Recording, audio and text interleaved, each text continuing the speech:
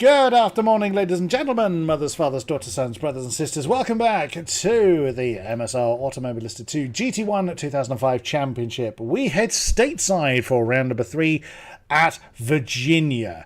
Not necessarily a track I would have immediately picked, but a lot of twisty bits, and there's going to be a lot of tortured tyres this time around. My name's King-Kodiak. I am one of your commentators throughout tonight's festivities. Returning to my side, I'm always happy to say WMDR Martin. Welcome back, good sir. Greetings. Happy to be here. I love the rolling R. I wish I could do it. Now, we have been informed that there is apparently a Discord maintenance apparently going to happen, so I might lose my co-commentator at some point in proceedings.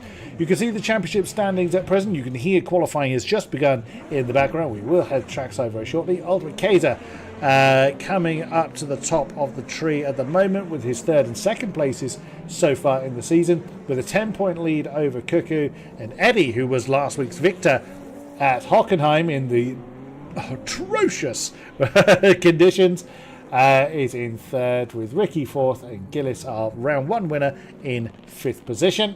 Jedlin sixth, Phoenix seventh, Matt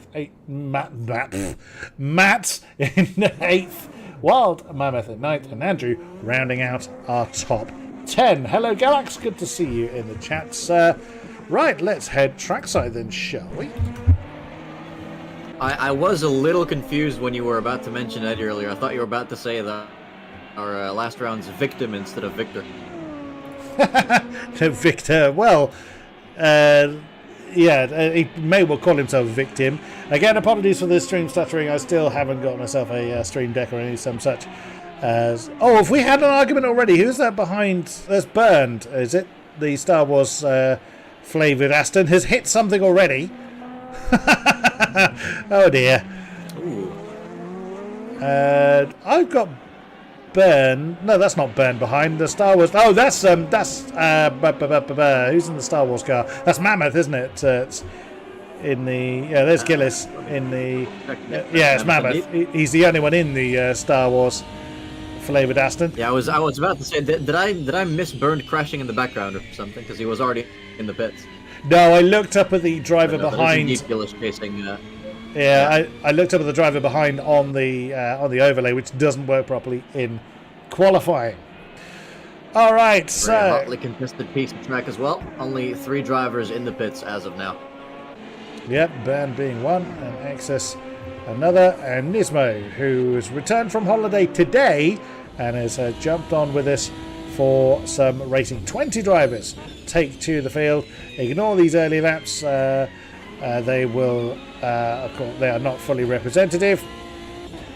So we are riding on board then with the Star Wars flavoured Aston Martin. We are coming down into turn 3 NASCAR bend, then turn 4A and 4B, the left hook initially. There's lots of A's and B's in this circuit. Now it is turn 5 or 5A then 5B. Then we head into Snake, which is this section here, turn 6A, 6B. Then it is flat out for a while. There's a turn there that weirdly isn't numbered. And then it turns 7. Then 8A, 8B. Don't ask me about the numbers. I have not the faintest idea. Down a gear for 8B and then down another gear for this crested turn 9. Very easy to fly off the road there. And God help you if you do, because you're never slowing that down. 11 and 12. Oak Tree is this right-hander here. And then it is on the back straight. Past the short circuit pit entry, a pit lane on the left-hand side. And then it is turn 13, the start of the roller coaster. Believe it or not, we still haven't hit turn 13, despite the fact that we had an apex marker there. There is 13. And this is a roller coaster, so turn 14, the right-hander starts to come down the hill again. 15 is the left. Gotta keep the car settled, because if you again go off the grass, you're losing so much time regaining it. 16A, 16B, then Hog Pen is this particular part. Turn 17, the final flat-out right-hander, and now we're going to see some representative laps on the board. What does Mammoth get on the table? It's the current pole time with a 42.160. We did see some low 41s in practice, so we will expect to see that time come tumbling down. Well, especially after that first sector Kodiak, I must say I very much know my ABCs now, thanks to you. Well, A and B at least. But what is interesting is, of course, we are already seeing the 41s starting to pour in. I think only Mats and Keza getting those in free practice. Very, very close between the two. Separated by just 21 milliseconds after their first time lap, which is incredible. Kaku somehow managing to squeeze themselves in there as well, but 7/10 adrift, still good enough for provisional P3. And you can already see some of the front runners going into the pits after just one time lap, because these tires really won't last much longer than that. Nismo also staying in the pits for now. I have to wonder, is he trying to fix his setup at the very, well, last minute? Because he's definitely not getting in a lot of practice laps right now. Or he's deciding to do a last to first. Whatever floats his boat. I mean, brave, considering he's in the matter. Where on earth is Mammoth going? That's an alternate route that I'm not aware of. I think he might have been driving straight back to AMS1 there.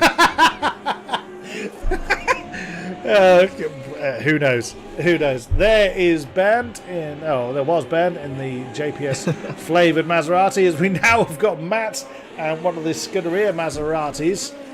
So it's either Condor or Nismo that Matt was just squeezing past. Nismo is on track. Oh, and that I did numerous times. So just coming into the braking zone at turn 14, you overdo it slightly over the crest, and again you may as well just bin the lap, because you're never regaining that kind of time.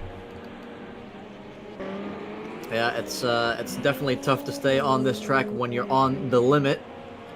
And I mean, with how competitive this field is, you really have to be on the limit to even gain a couple of tenths, let alone a couple of places. And at a track like this, being on the limit means that you are absolutely risking your car and your rubber in almost every corner, especially the final sector. Way too many blind corners to my liking, but that's just a skill issue. I think it's going to give us a good show today. It's going to be interesting. Now, there is a lot of talk about, as I say, the tyre torture aspect. Will we see people changing tyres? I wouldn't be surprised if we did, as the left tyres particularly are really, really struggling. That is the Falcon-coloured Corvette of Bulletsand, who is towards the tail end of the championship at the moment. That is, anything is possible. Now, the Corvette was the car that I struggled with. Well, the Maserati I struggled with the most, but it was also that I kind of ran out of time when I was doing my laps earlier. I didn't have an awful lot of opportunity to keep lapping the Maserati. But I really struggled to keep the screaming Italian mark under control. The Corvette I found quite heavy. It was difficult to get that thing slowed down. But that said, we will see what those that really know what they're doing handle the machinery. The Lamborghini was the one I found the most settled. And I know what time I set. Currently I wouldn't be last on the grid. So I don't know whether that's I did well or other people have done badly. Oh, Eddie! Now, who was... that? I think that may have caught Eddie a little bit by surprise. That's, so we're now cutting Not to Nismo. So it wasn't Nismo, so it's Condor that's just scared the life out of... I've already forgotten who we were looking at. Now, whether that was... I suspect Condor was just getting out of the way there. He just kind of did it at a somewhat awkward moment. Eddie was possibly caught by surprise there. I mean, it's also a bit tough to know who is on a push lap and who is not, because a lot of people, of course, returning to the pits because the tires are just not up to the task. So, yeah, that's definitely going to be something that drivers have to look out for if someone behind them actually has a right to shove past or not. And I mean, of course, if you are not on a push lap yourself, you are obligated to get out of the way, as we see one of the front-running Astons start their next lap. There is... It wasn't that one, because that one's in the final corner. There's Matt's then. The lemon-flavoured Aston Martins. Currently, well, it is those pair of Astons that have the front row to themselves for now. Just as you were saying earlier, 21 thousandths that separate Mats and Kaiser. Cuckoo next down the line. Again, a very, very small gap between himself and Andrew. Well, Andrew in the Dodge up into 4th place. Great effort there. But again, no disrespect to Andrew whatsoever. A fine driver indeed, but he is famously known for being in 8th position. and he's finished in neither of the 2 rounds in that position. He finished the first round in 15th in Yakarapagua and 6th last time out in a very soggy Hockenheim. You just saw there as they came over the crest at South Bend turn 10, the cars do gain a bit of air, so if you are off the road when you do that, you are skating all the way over turns 11 and 12, so hopefully you don't end up playing skittles with anybody in the way. Yeah, that's that may well be the only way that we get a safety car in the actual race later. But no, I mean, you've mentioned the remarkable pace. We now have an entire top 5 setting 141s, albeit high 141s for the most part. That does make me wonder if people were actually just practicing race runs in practice earlier, or if it's just that they've managed to find the extra edge that you always push for in qualifying, as Mats has found yet another edge. The only driver to dip into the 140s with a 140.736. Because of course he has. Of course he has. But, you know, where he's parked it somewhere. I know where he's gone. He's gone too deep into Horseshoe at turn 1. And now he's trying to integrate his car into his awning. So not sure. No, I think this one's his teammate, actually. Oh, no, it is Kaiser. No, beg your pardon. So it's Kaiser that is trying to become one with his awning. Oh, look at the steering wheel moving as well. I suspect there's some kind of issue there because there's plenty of steering going on. Well, the strange thing, it says he's not in the pits, but he clearly was in a way. Well, yes, he was in the pit lane by our standards, where what he sees would be a bit of a different matter. As we look at Cuckoo, currently in third. Second off the pacer. He is in the Corvette, that very distinctive roar that the Corvette gives. We'll see if he is going to improve as he comes through the final couple of turns. Looking to have a much better race this week. Was not very happy with the result last time around, but the pace is looking optimistic again. No improvement for Cuckoo. Kodiak, why is Kaiser making babies with pit tents? Well, your guess is as good as ours on that one. And hello to you as well. Answer your question, Galax. I am very well. Thank you very much for asking. We look at my favourite livery in the field. Favourite by a marginal amount. They all look fantastic, but I am a bit partial to the JPS Special, which Warlord is sporting here. The other one being Bernd, who is in 10th at the moment. Oh, again, you can so one of the Martini liveried Maseratis. That is Gillis. That went just too deep. It's so easy to do. It's an uphill braking zone into 14, and if you push it that tiny bit, I mean, we're talking a tiny bit too far. You come over that crest, you'll lock up the brakes because you're almost catching air. And you'll just skate off into the dust. Yeah, it's pretty much a free lawn mowing service as far as the track is concerned. But now we're on board with Ricky currently in 6th, the fastest driver not to set a 41, and I think he's just aboarded his lap. Yeah, he got caught up behind one of the white Corvettes, so that was either Tom or who's in the other one? Cuckoo's in the other one, I think. As we look at Andrew now to 3rd. So Andrew into the 141 to 141.6. Our lead Viper. Now, I can't actually remember lapping this car, so it could be that I actually forgot to lap it. Someone was... one of the Scuderia Maseratis sideways. I was going to say, I bet that's Nismo that was facing the wrong way, and indeed it was. He has got a lap on the board, though, 44.5. So, yeah, fair play to Nismo, who... I think he was saying this is his first league race for about 3 years, because he's been in the commentary box for quite a number of seasons. Yeah, but don't let that completely fool you, though, because I've been racing with him on the Tuesday events, and we've definitely had some commentator 1-2 moments in plenty of those nights. Yes, you have mentioned those before, so understandable there. Now, I will say, stream side, you obviously won't realise it, Martin, but Discord is cutting out occasionally, which could be indicative of this supposed maintenance that may well happen apparently at 8 o'clock, so we're in about 15 minutes or so, but absolutely nothing we can do about it. It doesn't affect the stream, just means me and Martin won't hear each other for a period of time. We are currently looking at Eddie, our Victor from Hockenheim, in the Martini-inspired Maserati. Firing on the nose then of the Maserati. We're just coming through turn 1 into turns 2 and 3. Flat out through 2. Aim for that bit of runoff area on the outside of turn 3 before you hit the brakes. Now the left hook, turn 4A, 4B. You've got to be very, very patient here. And now it's flat out as you come through 5A. Then it's through the snake. Right over the curbs. Then you're still absolutely flat out through 7, 8A and 8B. There's 7. There's the 8s. And then it's the 9. Okay, disappeared. Yeah, try to catch a spin. I think it was Bernd had an off moment, but went back to the pits before I could catch him. I also didn't want to let you get too carried away with that onboard footage there, because there is still some action going on here. And the people that are on their laps now, these will be likely the final laps. There's a lot of people in the pits already, even if they come out now, which, yeah, it's just now closed the pit lane. They would not be able to set any more new laps. So we are reaching the very end of the session now. Indeed, the checkered flag is out. There it is. So anyone on a lap is allowed to complete it. Tom is already back in the pits. Matt is in the pits. His car still doing a very weird dance as we look at Xevious, currently in 13th in the question mark Viper. Oh, he just caught the apex there at that was turn 14.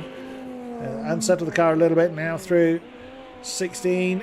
Oh, and there goes one of the Martini Maseratis. So over the line comes Xevious. Can he improve? The line is a long way down this straight. It's there. He does improve. He's up to 11th with a 42.5 on the board. Almost into the top 10 there. One car left to go, and it's Trouble. Currently has a lot of time left to find. It needs about half a second to start dreaming of overtaking Nismo. Well, he's coming up to complete his lap, so does he improve? 45 flat for him. Didn't see whether he improved, but let's have a run through the grid. So it is Matt from Kaiser. He did. He did. He did him, did he? He just pipped Nismo by about a 10th. He did. Yes, you're absolutely right. So up into 18th. So then it is Matt from Kaiser, your front row, as we now head trackside.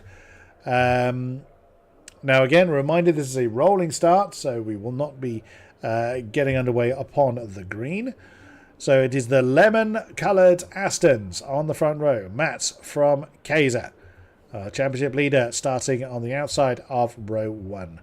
Then Andrew, stunning effort there in the Dodge, the question mark Dodge, alongside Chronicular Cuckoo, the white, well, off-white Corvette.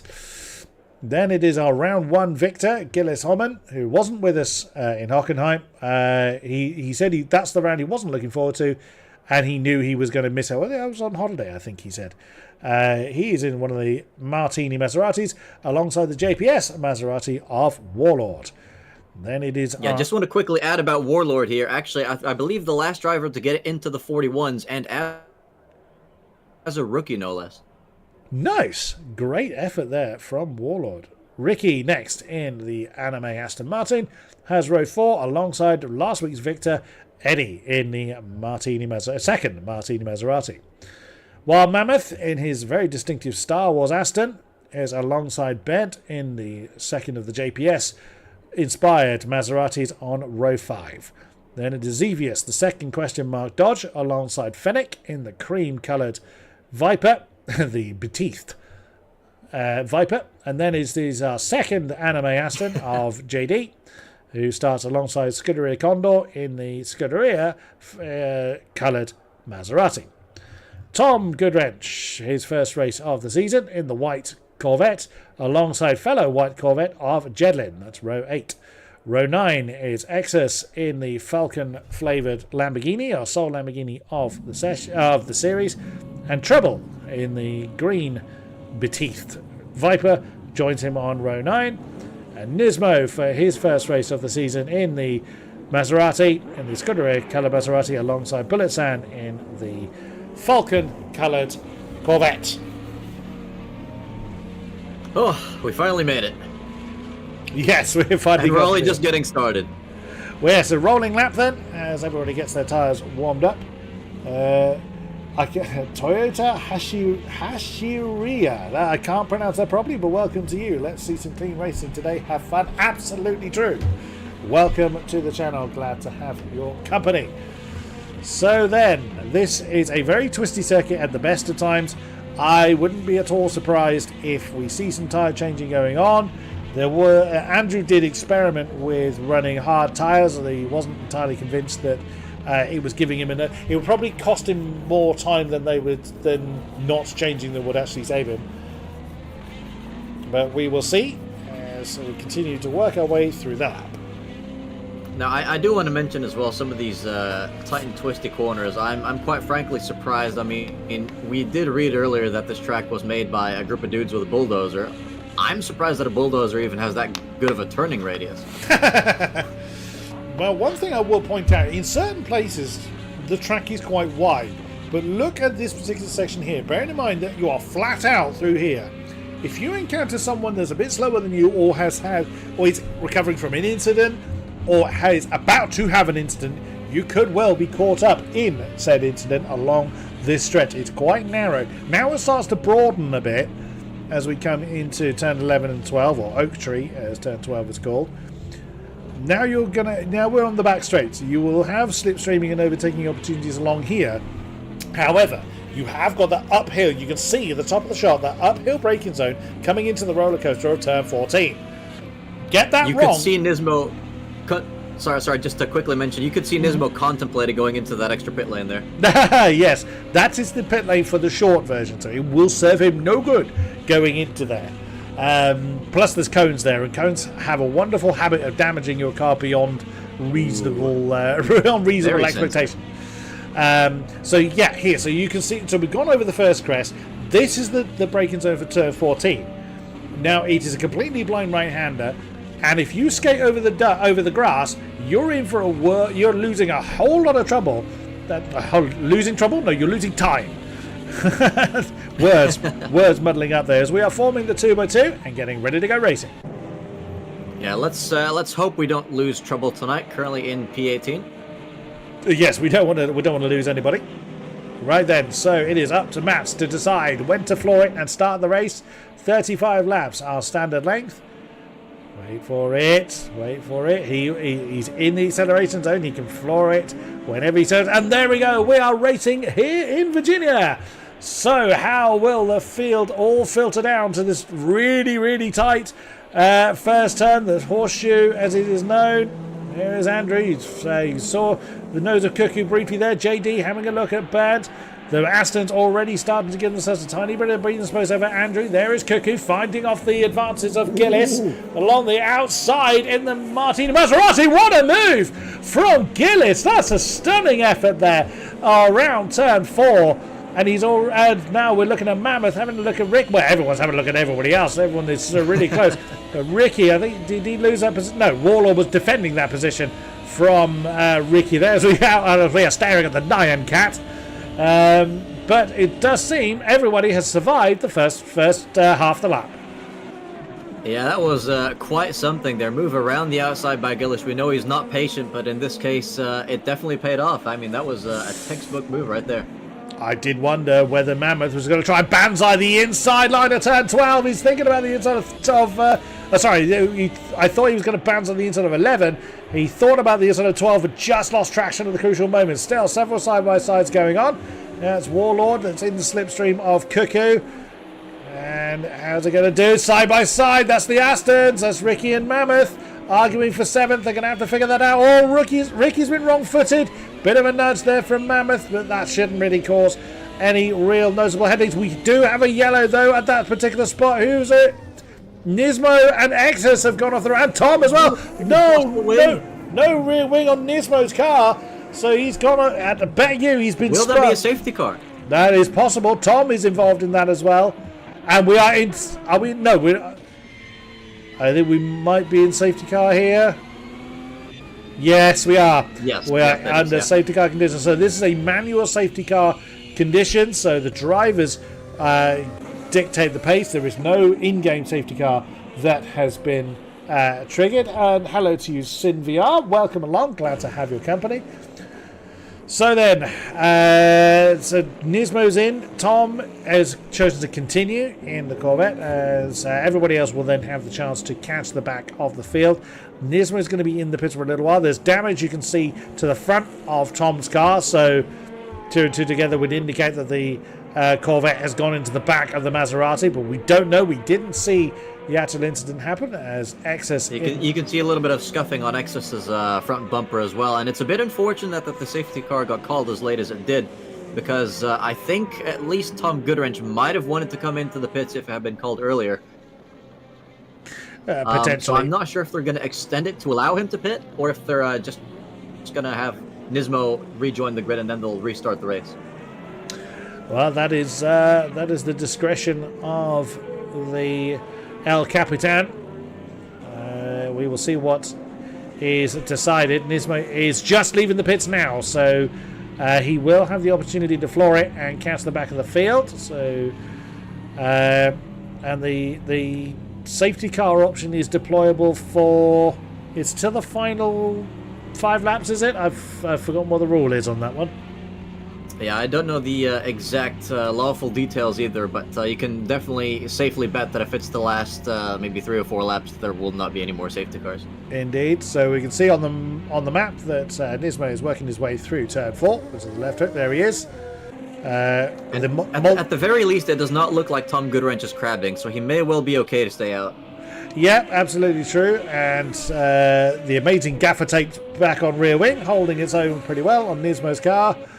So now he was actually practicing his driver excuses before he'd even turned a wheel. So, but again, assuming that the fact that Tom's got damage to the front of the car and it was the rear wing that was gone from Nismo, there's been some kind of altercation there. I think, as opposed to someone's driver mistake, not necessarily Nismo's. We don't know. We will hopefully hear more detail of that. And it does seem, well, Nismo's not caught the back of the pack yet, so it's going to be a little while yet before we get the safety car released. And Nismo will certainly. And we do have someone pitting. It's Tom Goodwrench in the pits, I believe, or is that just glitching? And Jedlin and Tom both in. Oh, both of the white Corvettes have come in. Now, it's not shared. It's not shared pit boxes here, so they will be able to both pit concurrently. But yeah, there you go. Oh, someone, that's Jedlin. That's completely missed, very much missed his pit box there. Now, didn't look like Jedlin had an awful lot of damage on there, but clearly felt the need to come in. That's going to give Nismo those 2 positions, if nothing else. I mean, could it be possible that he's thinking there won't be any more stops needed after this? Could this be his one stop in this race? I think it's highly unlikely because these cars, they do guzzle quite a bit of fuel. Oh, yeah, they do. Yeah, I would think that is highly unlikely from this early in the race. Jedlin is back on the way. Tom is also back on the way. So both the white Corvettes now on the road. And they will catch the back of the... Next lap, the restart should be upon us. Lap 4 of 35, of course, only the actual 3rd racing lap. Indeed. Now, the visual damage does not repair itself to us, but the actual damaged effect is dealt with in car.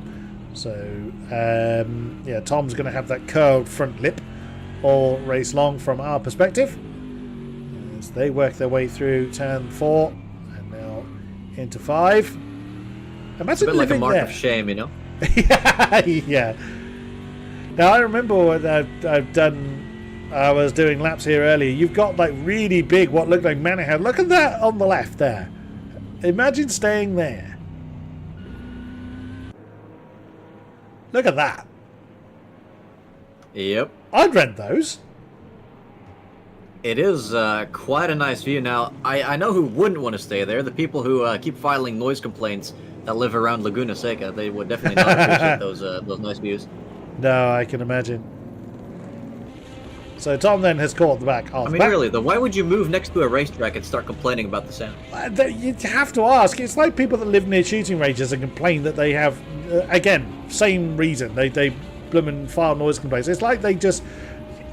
these people just want to watch the world burn, just want to cause trouble for someone, I reckon. No, well, they want to watch it burn silently.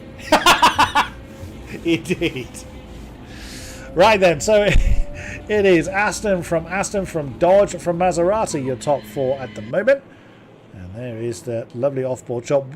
It's a shame we can't trigger that manually, because sometimes that high shot is brilliant. So it's AMS2 doing AMS2 things. So there it is. Aston. I do Dodge. love me a good helicam. Yes, I do as well. A good helicam, a bad helicam is no good for anybody. So the pair of Astons, the Dodge, the Maserati, the Corvette, are top 5 at the moment. So it's up to Mats then. He's going to get into the acceleration dome probably and floor it, as the field is now formed. Tense moments yet again. Bunched up. Yep. And away we go. We have resumed racing here in Virginia. And it looks like that's Ricky, I think, in the Anime Aston, getting alongside. That's Warlord. So, yes, Ricky challenging for 6th place. He's nosed ahead, but he's going to have the outside line for the horseshoe. So, he's not going to be able to hold on to that. Then you've got Mammoth right behind in the Star Wars flavoured Aston. So, Ricky banzos the inside line coming down to turn 3. Wrestles that particular position away. Then Mammoth thinks about the manoeuvre on Warlord. Can't quite get it done. Xevious right behind as well. So that's always the thing with safety cars. They bunch up the field. Great for us watching. Probably very, very tense for the drivers. Oh, absolutely. I must say it was quite well behaved by everyone on the restart, as they're now going through the very fast left, right, over and over and over again until they reach the upper part of the hill, where he can fly out of a blind corner into the grass. You can almost see Warlord doing it, just having a little bit of a taste. Now really late on the brakes, barely managing to not smash into the back of Ricky. And who's going to have the best exit on the straight? I think Ricky might just have gotten a slightly better one. And all the slipstream in the world for these guys at least. So Mammoth getting very, very close to the back of the JPS. Maserati thinks about it. He didn't have enough time. If he was one crest further back, he'd have committed to that. But yeah, quite wisely did not go side by side, coming through the roller coaster of turn 14. Oh, bit of a flirt with the grass there. Oh, we've got trouble at the exact same point. It's Bullet Sand. The Falcon Corvette doesn't look damaged this time, but trouble has been caught in that. So the Lotus coloured Dodge Viper looks undamaged though, so they could well have just come together and avoided the walls. No safety car procedure has been reinstigated by the look. We are still at racing speed. Yeah, definitely a bit of a scare there, but I think they mostly got away with it. Just a lot of wasted time. I think Bullet Sand has had another off now in the final corner, potentially pushing a bit too hard on dirty tires. Or almost certainly, and also probably a bit of frustration kicking in. Then Andrews on the back of Ultimate Kaiser. So doing a great job there of staying with the current championship leader and giving himself a shot. I'm a big fan of stationary cameras as well. So when interspersed with the standard ones, there is Ricky, who has broken away from Warlord in the Anime Aston, looking at the back of the off-white coloured Corvette of Cuckoo, riding on board with the Anime Aston now. It's really easy to get the tail wagging on the exit of turn 12, so they have got to bear that in mind. There's a lot of horses that are trying to come down to the tarmac, and now Warlord's going to have to go defensive again because he's got Mammoth in his tyre tracks. And there you can see the Star Wars Aston thinking about it, and right behind them is Xevious, the second of the question mark Dodges. So again, he's lots of people really thinking about applying the pressure, but because the track is generally very fast, there's not many big braking zones, and the track is very twisty, so overtaking is going to be a real challenge here. He's going to be forcing the mistake that is likely to be the biggest overtaking opportunity these drivers have. I will say as well, it does look like that Maserati for Warlord is struggling a bit as Kaiser. They're almost losing the rear into turn 1. I think Andrew's going to enjoy seeing that. Now Kaiser, by his own admission, has a very oversteer dominant setup. Not quite as bad as it was at Hockenheim, but he does prefer a very oversteery car. I think he's absolutely nuts to have an oversteery car here. But Andrew is very much taking advantage of that in the Viper. He's got himself 1.5 seconds or so from Gillis. As we now look at Mammoth, who is still staring down the tailpipes of Warlord, but Xevious is right there trying to wrestle away 8th position from Mammoth. Yeah, further back on the grid, more battles going on as well. X is putting a lot of pressure on Tom Goodwrench. 2 teammates in the Scuderia livery just up ahead. So Nismo up to P14 has had quite the recovery since his incident. That he has. Oh, that was so nearly impact. Exus, he tried his best to just pull alongside, but he was very lucky to keep the Lamborghini out of the wall. And that is exactly one of my crazy random championship races was here in the Aston Martin of this class, and it was exactly there where I killed the Aston Martin.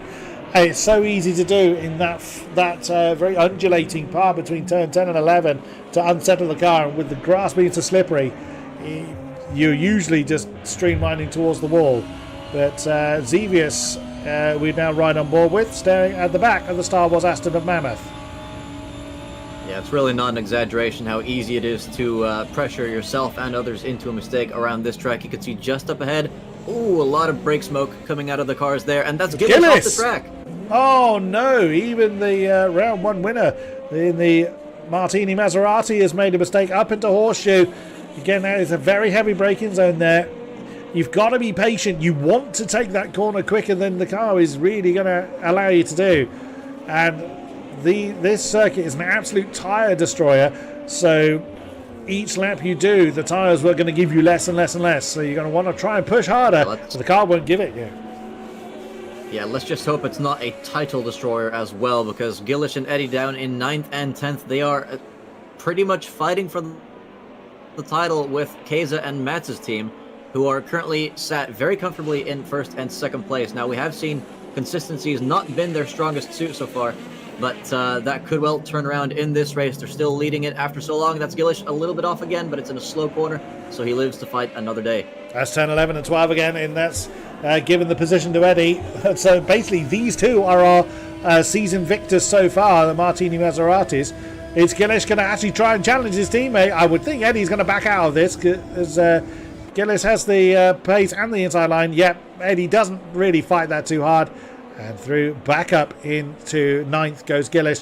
Now looking at Scuderia Condor. Fennec has overtaken Condor. Yeah, Fennec just up to P15. Tom Goodwrench recovering from a spin in the hairpin. We couldn't switch the camera to that because of that riveting team orders overtake there. But meanwhile, top 2 still separated by just 1 second, and Andrew is not letting them go.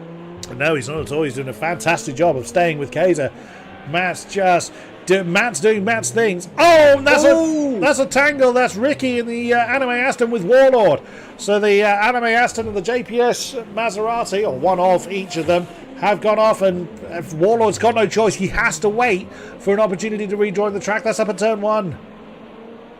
Yeah, that is so incredibly unfortunate. I mean, they obviously came together ever so slightly in that corner. And Ricky obviously lost quite a few positions, but he's still in 10th place. Warlord there, as I think Nismo's had a spin as well in the background. Warlord down to 15th now, so he's come out a lot worse, even though they basically had the same thing happen to them. Just goes to show how important it can be that your car is pointed in the right direction as you rejoin the track. Yeah, very true. Now, I will say, when I drove these cars, the Maserati was the one I struggled with the most. So, I mean, me and the Maserati, I have a bit of a love-hate relationship anyway. But here, I really struggled to keep the Maserati pointing the direction I wanted it to.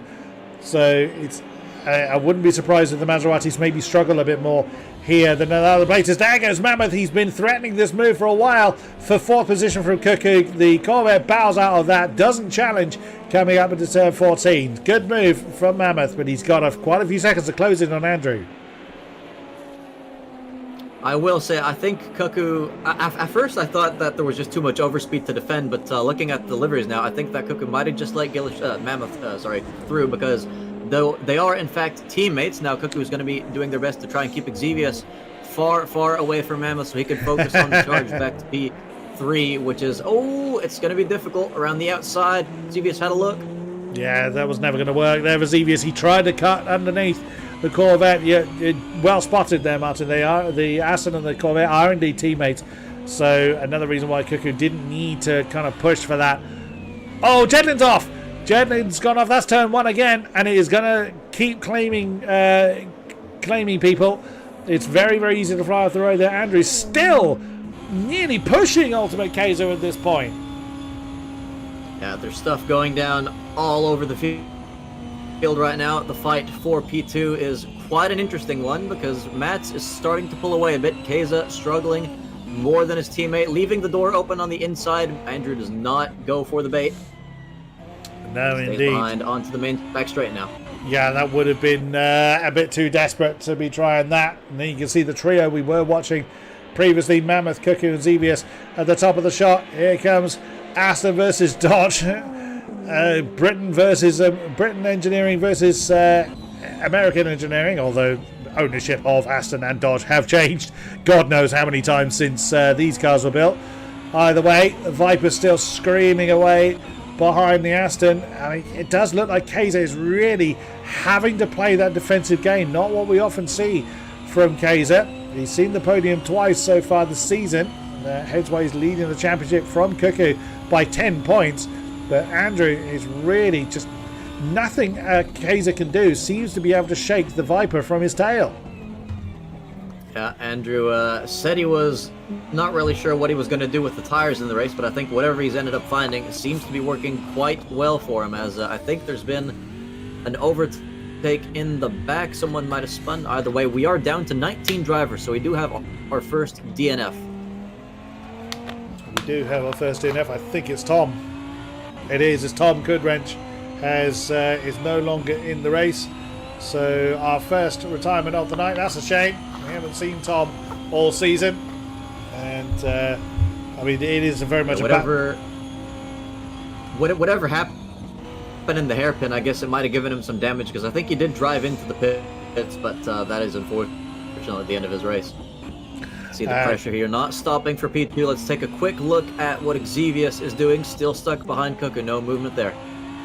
Indeed, out of turn 12, riding on board with Andrew then, the third place Dodge, as Eddie is still staring at the back of his teammate. Gillis has gone too deep!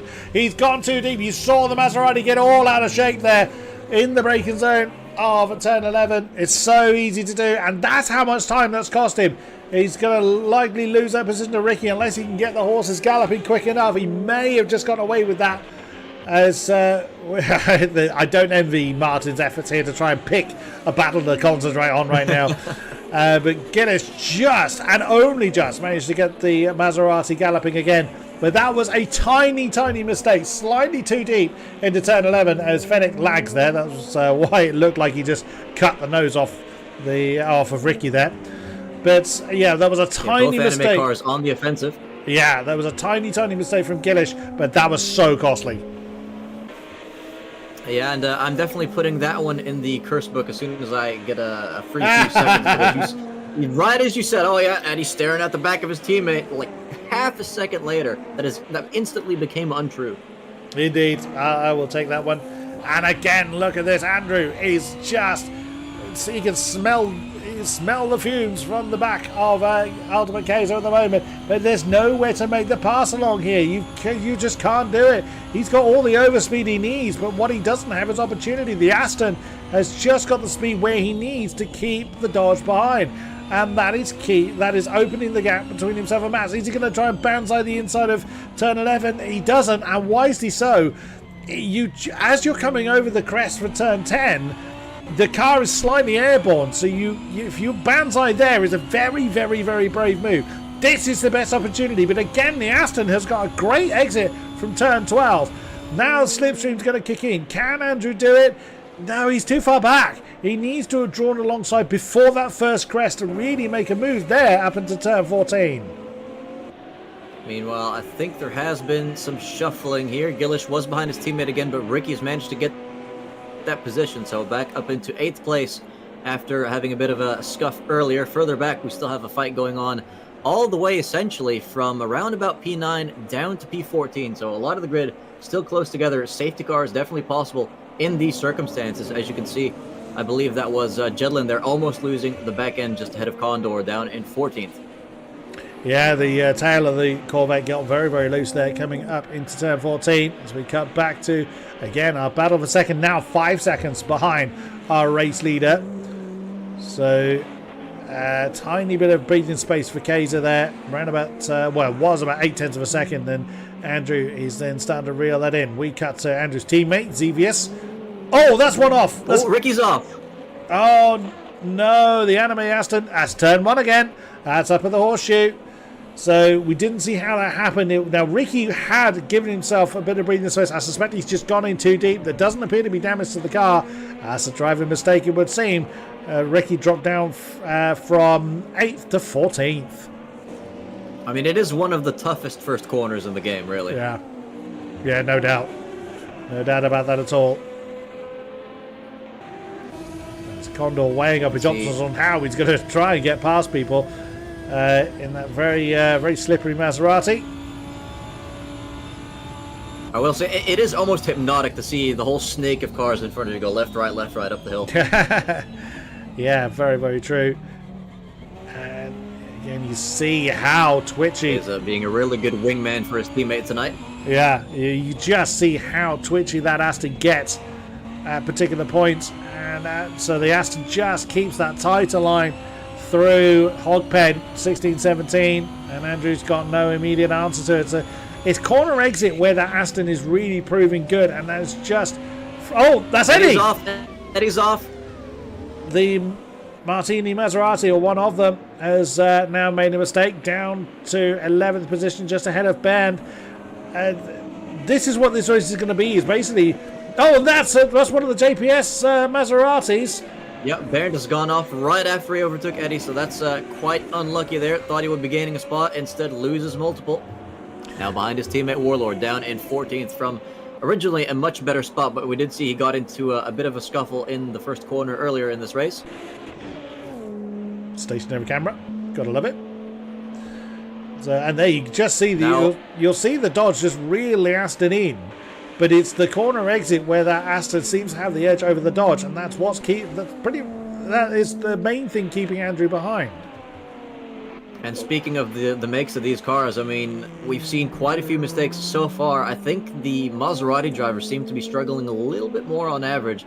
At the very least, the ones in Eddie's team there, you can see Gillish now recovered back up to P7, but 13 seconds behind Xevious. If he wants to gain any positions after this, he's going to hope for a very, very good second stint of this race after the pit stops. Yeah, that's exactly what I found with the Maserati as well. It's just very spin prone. I could be just me being very ham-fisted with it, but it's interesting that the same thing I found is being played out by those that know the car and know their setups far better than I do. As we look at Xevious now, all over the back of Cuckoo, as he has been for quite a while. Little bit of breathing space for Mammoth, but not a great deal. I think they were almost side by side here for a second. As soon as Keza makes even the slightest slip up, you can guarantee Andrew will be there to pounce on him like an absolute piranha, because I'm sure he is not enjoying the sight of Matt's pulling away lap by lap. The gap now 7 seconds between first and second place. Keza's team looking very, very good in the constructors right now. Very, very much so. Now Matt's, through no reflection of his driving, has yet to see the podium this season, but he does have both fastest laps of the rounds we have had thus far. And here we go again. Andrew with the overspeed, but nowhere to use it. He has to back out of it. And now down a gear into turn 10, into South Bend, down over the crest. And again, he's not committing to the inside line of turn 11. Ooh. Hold on. Mats has lost half of his lead. That gap now down to 4 seconds. I think he made a small mistake, but he's kept the lead. Even the greats are making the mistakes, look. And again, you saw how much breathing space Kaiser was able to give himself from the corner exit of turn 12. And just there's nothing Andrew can do. He's just got to keep the pressure on and hope he can force Kaiser into that one tiny mistake. I mean, it really just looks like the slipstream almost gives up at some point, and then you get into that slightly awkward braking zone, which definitely means you can't go for any crazy lunges as Bullet Sand now in the pits. Could this be a scheduled stop? We're about almost at the halfway point of this race, although that car does look like it might have a ding or two in it. Yeah, I think he's hit something along the way somewhere, but yes, we are getting towards halfway now. As that's Xevious and Cuckoo side by side coming up to turn 1. The Dodge is going to have the outside. Oh, he got it done. Well, I think Cuckoo may have bowed out of that, not fancying to go side by side into the horseshoe, but good effort there from Xevious. I wonder whether Cuckoo may well have had a bit of a mistake coming out of turn 17 that cost him the momentum as the Dodge claims 5th place. Yeah, I mean, it's an interesting situation. Usually you don't get by Cuckoo that easily. Now, what could be the case is maybe Cuckoo figured, okay, turn 1, it's a difficult corner. I won't defend too dangerously into that one, live to fight another day. And this is kind of the best scenario for that. I mean, of course, not easy to overtake around here, but the one person ahead of Xevious, immediately ahead of him right now, is in fact Mammoth, Cuckoo's teammate. So he's not really been pulling away at all. So Xevious is going to get stuck behind him too, so that should give Cuckoo more opportunities to try and reclaim P5. Also, with the exception of Kaiser, who is of course up in 2nd as we know, Cuckoo's main challenge in the championship is Eddie, who is down in 10th. So could be just thinking a bit more longer term, discretion, better part of valor on that decision as we ride on board with Condor, chasing Warlord, chasing Ricky, chasing Jedlin in this 4-way battle for what is 11th place. And again, lots of tail wagging going on. It's about time this gaggle got some screen time. As you can see, Ricky putting a lot of pressure on Jedlin down the straight, going for the outside line into the next corner. He wants to hang on to the outside of 14. He wants the inside for 13. He's got the car in the position he needs, but can he hold on? Well defended from Jedlin. If he can hold that, that's a great move. He lost the momentum just at the crucial moment there. That was brilliantly driven from both of them. Ricky up to 11, but fair play for Jedlin. Oh, was there a bit of a tap there? If there was, it didn't really do anything to the Aston, but brilliantly driven from both of them. Yeah, I mean, Jedlin incredibly brave on the brakes. Unfortunately, it didn't quite pay off as he's now looking to get overtaken again, this time by a Warlord, looking to reclaim some lost positions now. Definitely going to watch out for that grass on the outside as Jedlin... Oh, no! Oh, they've gone off again! So what happened there? They just got stuck together as Bird was a little bit deep going into turn 1. Warlord was a little bit deep going into turn 1, and Jedlin kind of had nowhere to go, and M's2 physics unfortunately glued them together, and they both went off. 14th and 15th now for... Oh, Bernd is off somewhere. Oh, no! Where's he done that? That's on the outside of NASCAR Bend. That's turn 3. So that's a slightly less common spot, but I imagine what he's done there is he's locked up in the braking zone, and then it is just fast forward to grass. Yeah, it's. I will say quickly about that incident, which was unfortunately another commentator's curse that I'm going to have to write down, but that was a synchronized rejoin, which I must say you see that very, very, very, very rarely, as the two teammates here fighting it out with JD for P8. I think JD claiming an extra position there. And Andrew now coming into the pit, so that's going to be very interesting. Will he get an undercut on Keza, or potentially even on Mats if Mats decides to stay out for a very lengthy period of time? This is an early pit stop by this grid standards because pretty much no one else has come in yet except for damage so far. Yeah, and it's pretty much on the halfway mark for Andrew. Oh, and another little tidbit. Cuckoo's lost quite a bit of time to Xevious, but I don't think there was any contact there, so potentially just made a bit of a lonely mistake. Andrew is still in the pit lane, so Condor is coming in as the Martini Maserati side by side into Horseshoe. Oh, that's quite brave. We've already seen that go wrong. That is Eddie and Gillish that are arguing, and that's Gillish that has come out the victor in that one. He already was ahead of Eddie, I think. So it's the Martini Maserati sandwiched in between the Anime Astons as closing in on them. Right behind is Ricky. Yeah, that's well spotted there, as we have quite a few cars in the pits. Andrew's still in the pits. This is an incredibly long pit stop, it must be said. Finally leaving leaving Trouble, Nismo, and Condor in there behind him. I guarantee you he's changed tyres. We saw no damage to his car. We still see no damage to his car. I bet you he's changed tyres. We've been talking about how this car is just very torturous on the rubber. I wonder whether he's taken that gamble. Matt is now also in. Yeah, I was only pretty much 2 corners away from getting lapped, so definitely expect to see, I guess, the drivers going for a bit of a toilet break in the pit lane, as they most certainly have the time for it. True enough, as our leaders... I mean, you can see Trouble Nismo and X is still in the pits as well. It feels like it was 5 minutes ago that they went in there. Yeah, absolutely so. So that is that's what's making me think they're changing tyres. So Matt, Cuckoo, Xevious and Kaiser, 1 lap after Andrew, have now come in. So let's see if that's going to pay off for Andrew, whether the undercut is the way to go or whether it is string out these tyres as long as you dare, which is what Mammoth is doing. Look at that, everybody else is coming in behind Mammoth. So you know when you make the call and everybody else makes the opposite call. Can you imagine what's running through Mammoth's head right now? Yeah, it's I mean, it has to be intentional, right? Although there were a couple. He only really had a few people in front of him that pitted, but I'm fairly certain that he's not panicking all that much. Of course, we do still have to see if the undercut is going to be crazy here. So keep your eyes peeled for where Cuckoo and who else was it around there at the time? Kaiser and Cuckoo and Xevious, I think, are going to come out. So Andrew is right behind Kaiser again. So now Andrew is going to have one more heat cycle in his tyres than Kaiser does. So is that going to prove any advantage, or is it just returning to status quo? It would seem to be. Now, bearing in mind, Jedlin and Mammoth haven't pitted. Jedlin, I think he's been in, hasn't he? Wasn't he one of the early pitters? I've already forgotten. I think so, but we weren't sure if that was for damage or not. Sure. And almost certainly you'd have to come in anyway. The fuel tank isn't big enough. As Andrew then getting right. Look at the pace difference. So that could be tyre conditioning. He's trying it. He's trying to go side by side through turns 8, 9 and gets it done. What a move by Andrew at a place where I did not think a pass was ever going to be possible.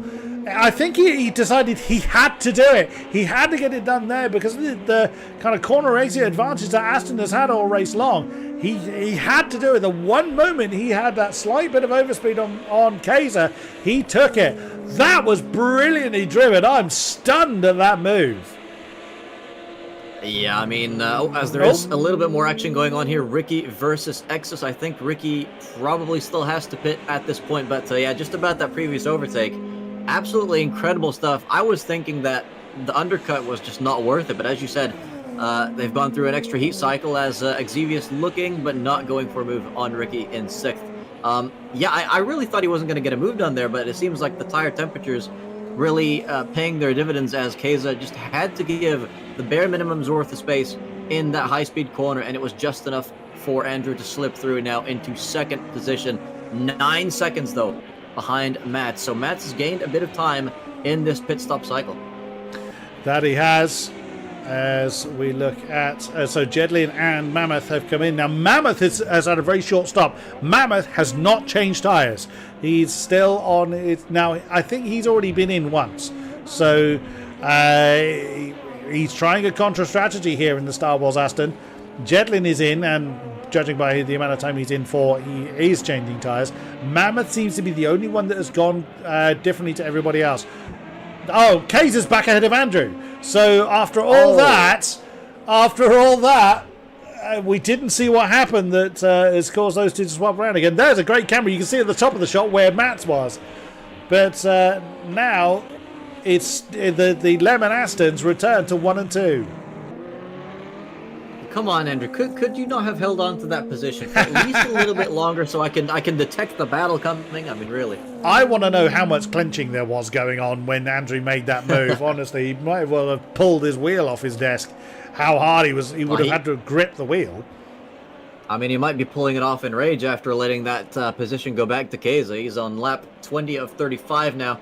Less than half the race to go. It took him about half the race to get that overtake done. I'm not sure if he's going to get any more chances like that, because Keza has been one thing tonight, and it is consistent. That he has. We've seen mistakes from pretty much everybody else other than our top 3, as we now cut to Cuckoo having a look at the back of, or still staring at the back of Xevious, who is still chasing the anime Aston of Ricky. So that is a 3-way battle for 5th place. They are 13 seconds ahead of Condor, who's got Fennec right on his tail in 8th and 9th respectively. The Dodge is having a think about it outside of the horseshoe. Now cuts to the inside of turn 1. Can he get it slowed down? Can he get it done? They're not quite got the overlap, and Ricky is on the dirty part of the circuit. No traction where he needed it. That is a good move from Xevious up into 5th. See, that was an interesting move. I don't think that would have actually been successful in real life, because you could see Xevious went for an incredibly sharp angle into that corner. He was gonna have a horrible exit no matter what.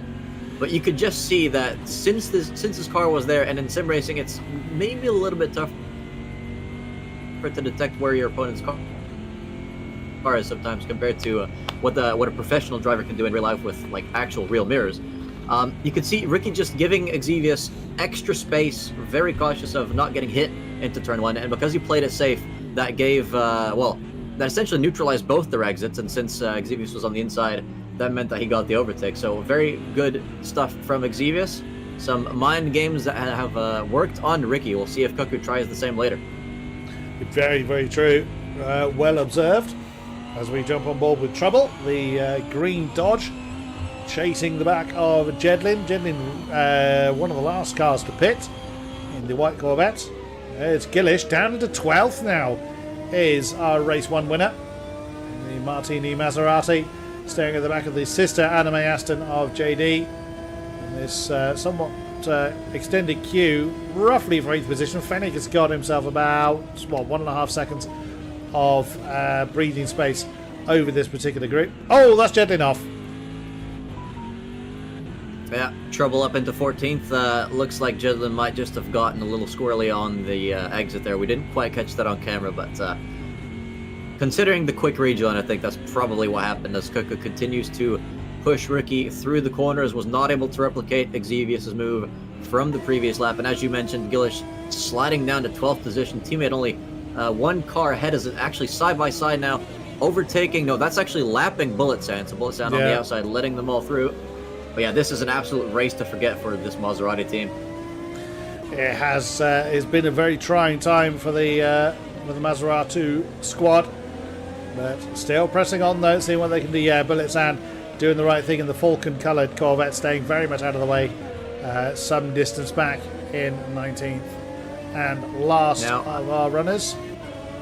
I really quickly want to check the lap times, because if Mammoth has stayed out on old tires, I think his gamble may well be working. His last lap was a 42.4, was actually his personal best, so he is hot lapping on what we presume to be ancient tires. I'm not sure if that's accurate, but either way, he's definitely had a miracle pit stop, that's for sure.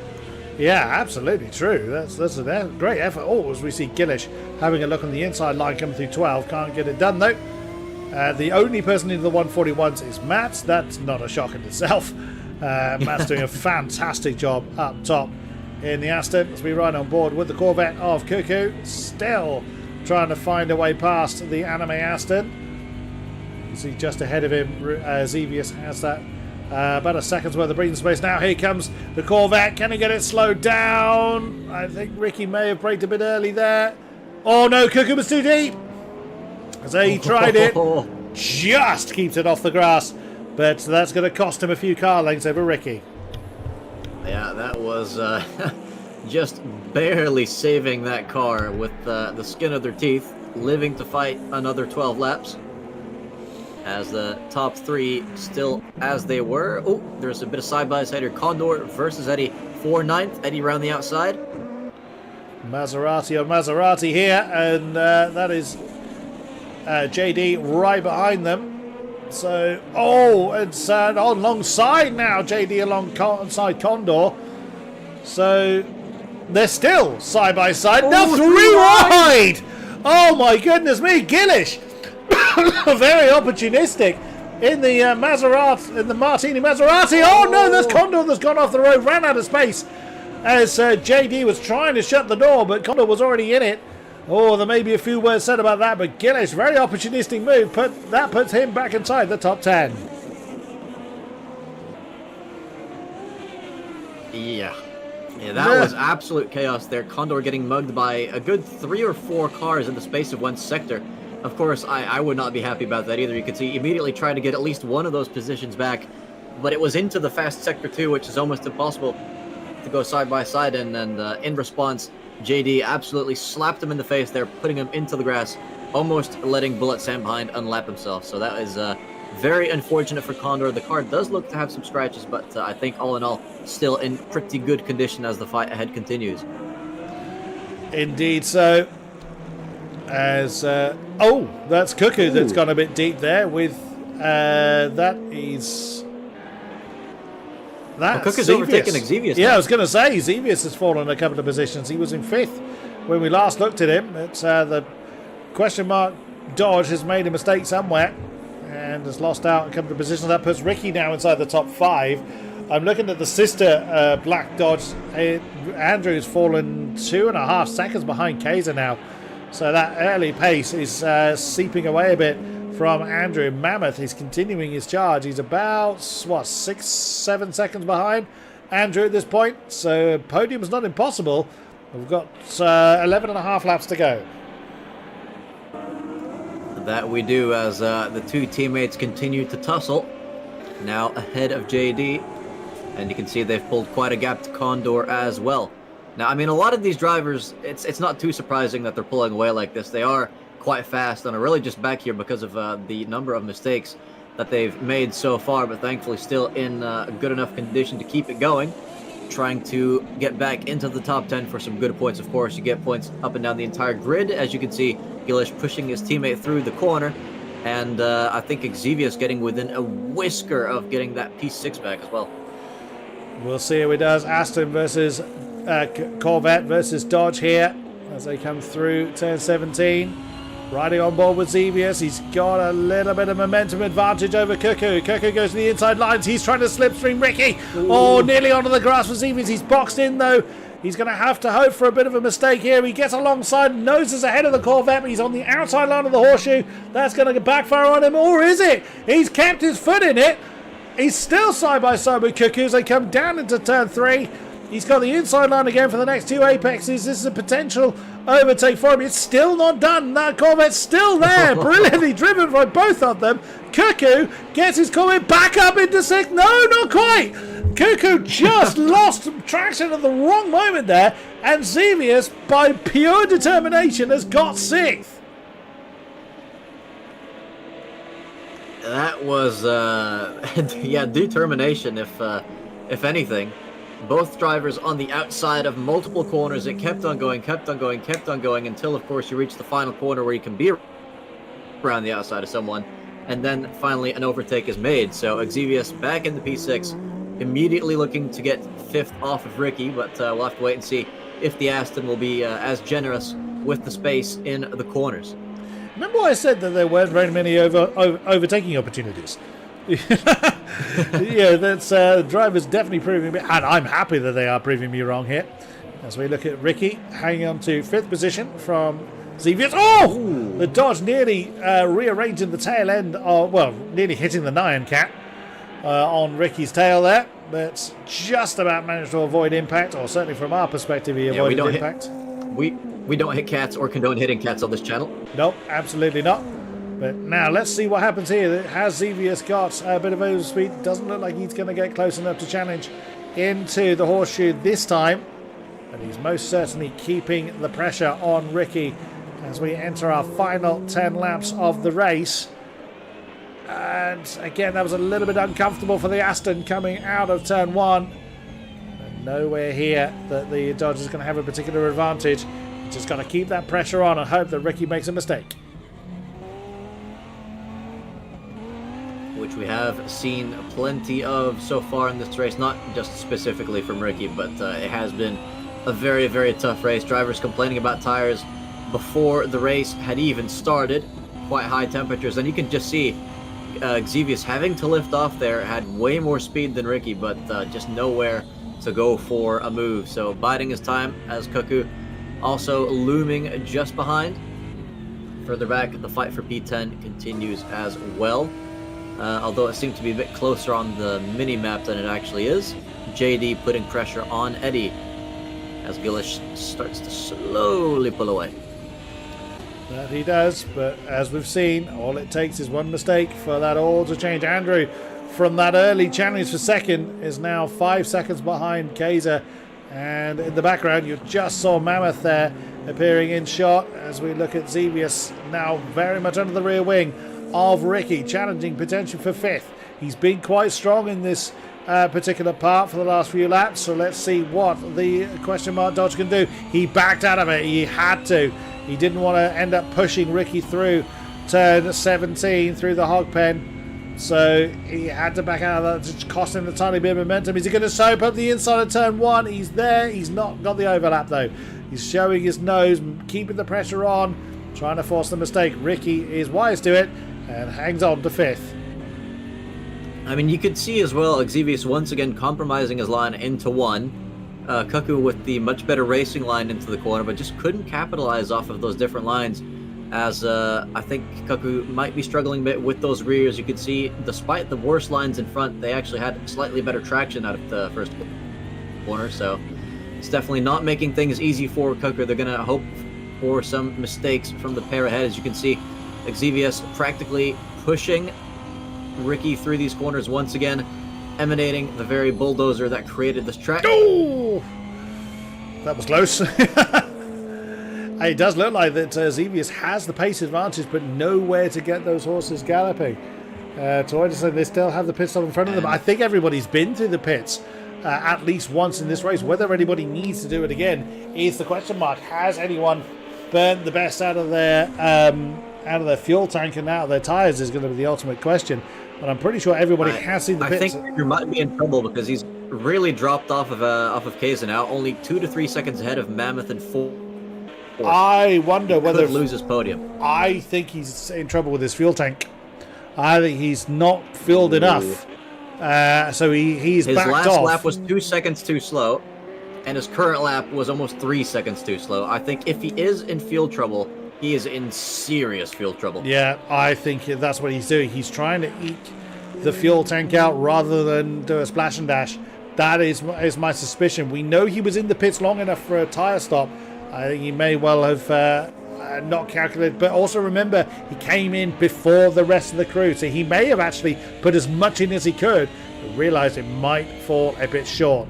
That's going to give Mammoth an opportunity to attack for that podium in a little bit. But still, Cuckoo's a great camera car for us with this brilliant battle between Xevious and Ricky. And once again, there could well be some bump drafting on this snaky straight.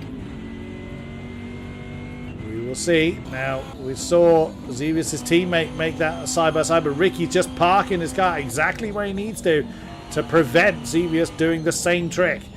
Through turn 10, through South Bend, over the crest. Oh, the Aston flirting a bit with the grass.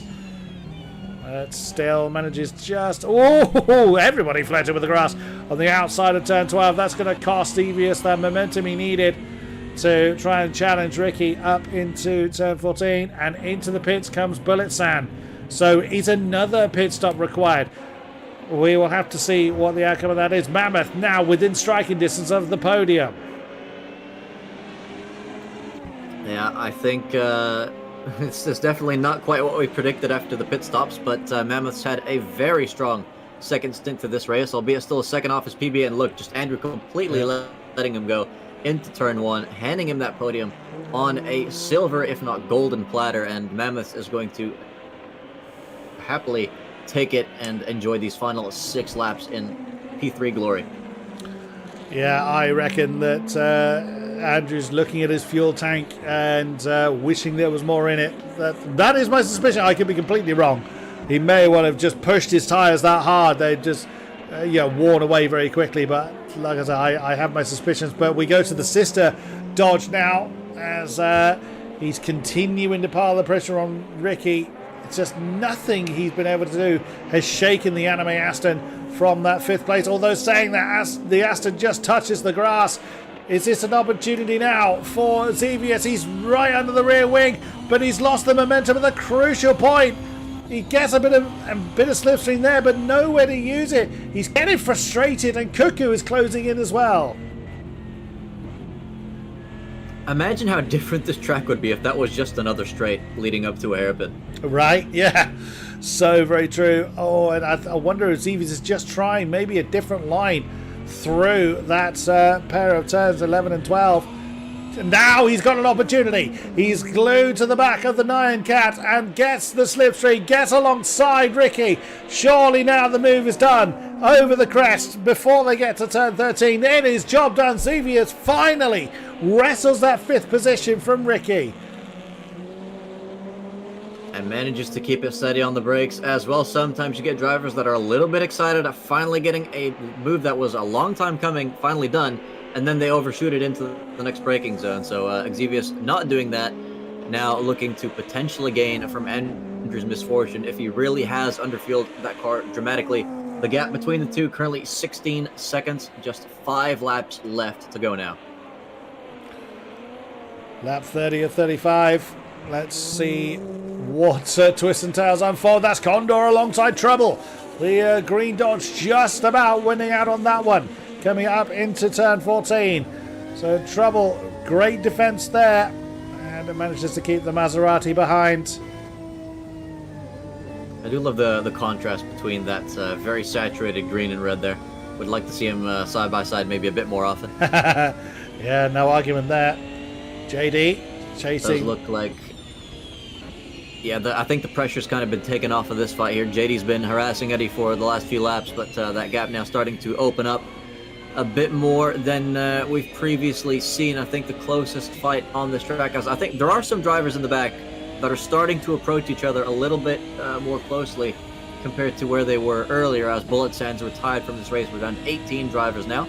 The closest fight currently between Ricky, Xevious, and Cuckoo now. Cuckoo putting the pressure on the Aston, which really does not seem to be enjoying the straight whatsoever. No, Cuckoo thought about it. He ummed and ahed about trying to take the inside line, but I think there's a bit of lag as well going on here. Oh no, he's gone way too deep. Oh no! Oh no! A huge mistake there. And that's now from it looked like from our perspective that Cuckoo had just completely missed the braking point, but that may not be how that turned out. But Xevious absolutely wipes out in the Dodge.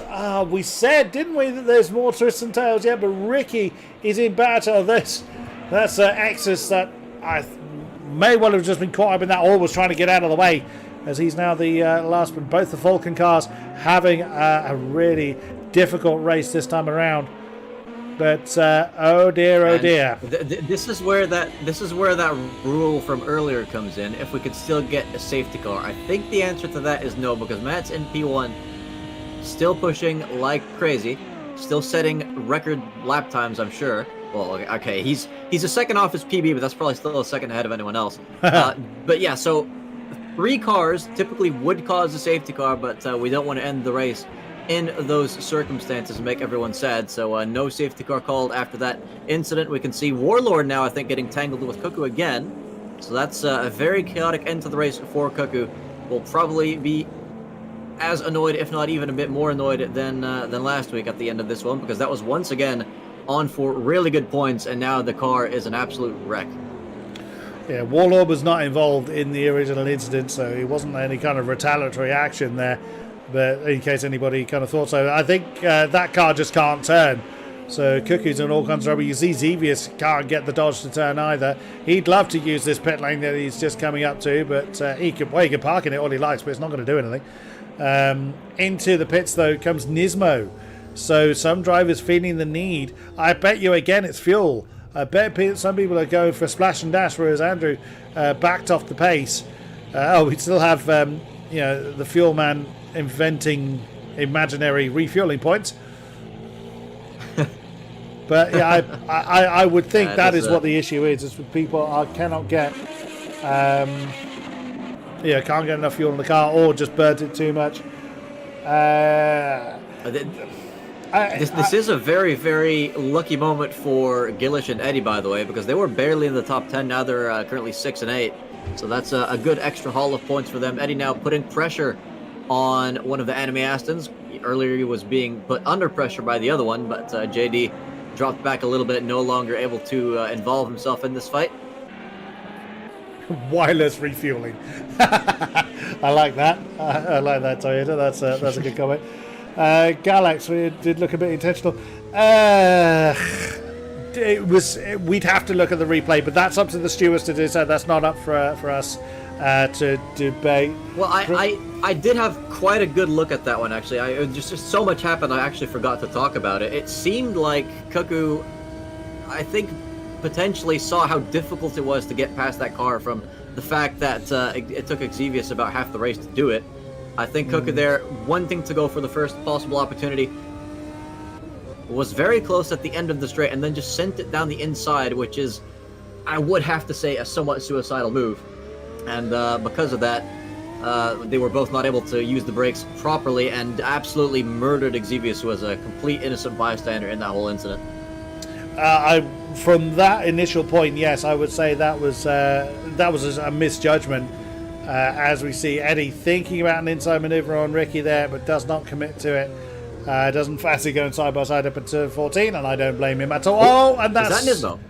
It is. Nismo's just been in the pits, and then has spun his car back up.